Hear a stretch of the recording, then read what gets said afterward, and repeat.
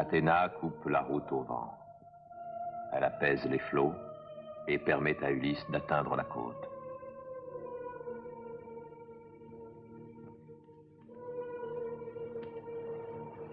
Il embrasse la terre.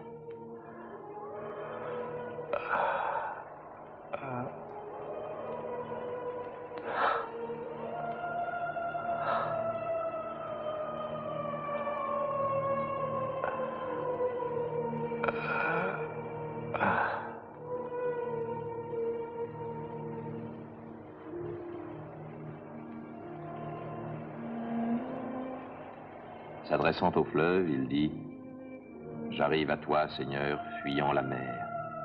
Qui que tu sois, je suis ton débiteur. Prends pitié de moi. »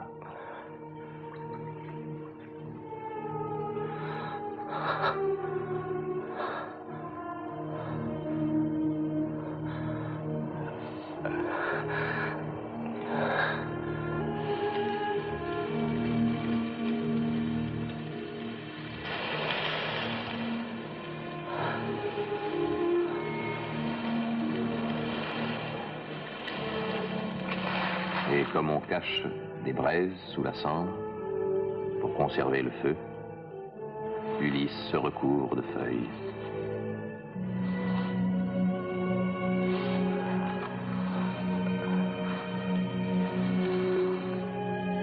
Athéna lui procure un sommeil sans rêve, puis elle gagne la ville afin d'y préparer sa venue. Elle pénètre comme un souffle dans la chambre où dort Nausicaa, la fille d'Alkynos, et entre dans son rêve sous l'apparence d'une amie de la jeune fille.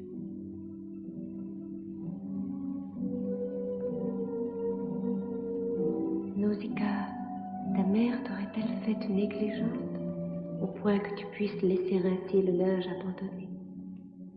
Pense que tes noces approchent. Il faut que tu sois belle, que tes vêtements et ceux des gens du cortège soient éclatants. Beaucoup de jeunes fées assis un désir d'avoir pour femme. Dans peu de temps, tu te marieras.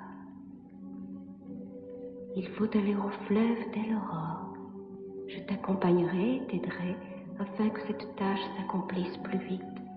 Tu feras apprêter les mules et la voiture dès le réveil. La route, tu le sais, est longue et la journée sera rude.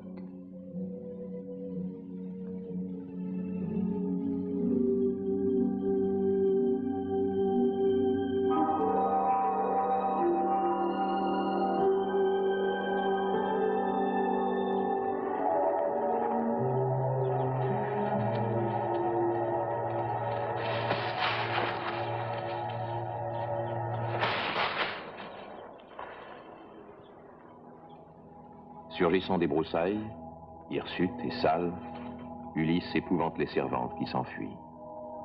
Seule Nausicaa demeure, encouragée par le souvenir de son rêve.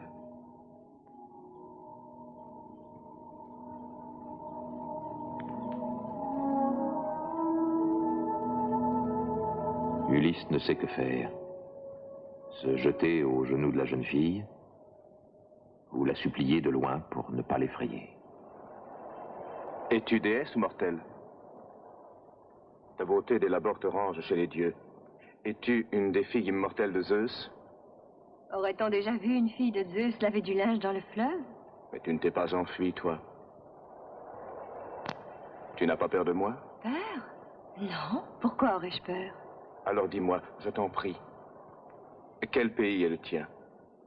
Je fus au soir tombant jeté sur cette plage et ne sais pas comment j'ai pu jusqu'à ce jour résister à la mer. Aide-moi, je t'en prie. Je ne cache aucune perfidie en mon cœur et je ne suis pas un homme malveillant. Crois-moi, je t'en prie, aie pitié de moi.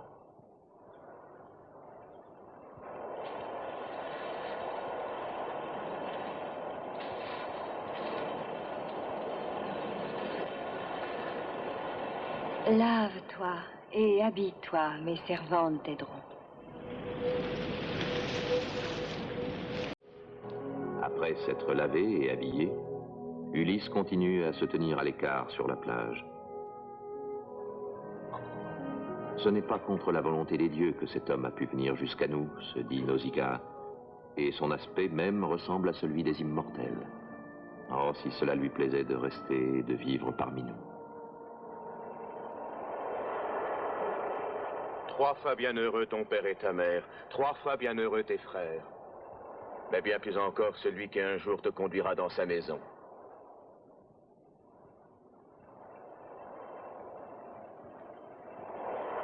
Veux-tu manger? Oui.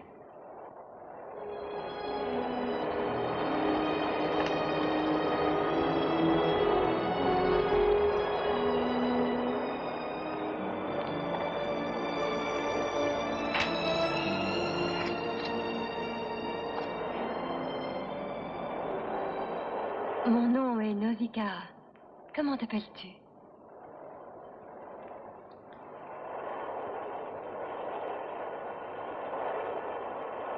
Le peuple phéacien habite ce pays. Ne crains rien parmi nous.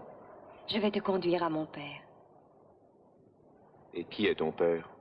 Alkinos, roi de ce peuple. Te défies-tu de moi? Non. Allons.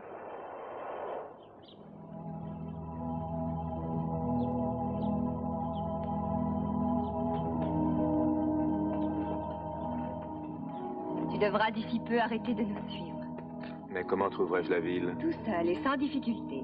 Comprends-moi, je ne veux pas que l'on puisse dire « Regarde cet étranger conduit par Nausicaa ». Que veut-elle faire de ce bel inconnu? Certains penseraient peut-être bien qu'elle veut l'épouser et diraient surtout que je suis allée au fleuve pour te rencontrer.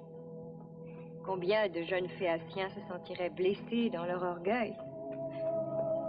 Dis-moi, pourrais-tu toi-même leur donner tort? Que penserais-tu d'une jeune fille en compagnie d'un étranger avant ses noces?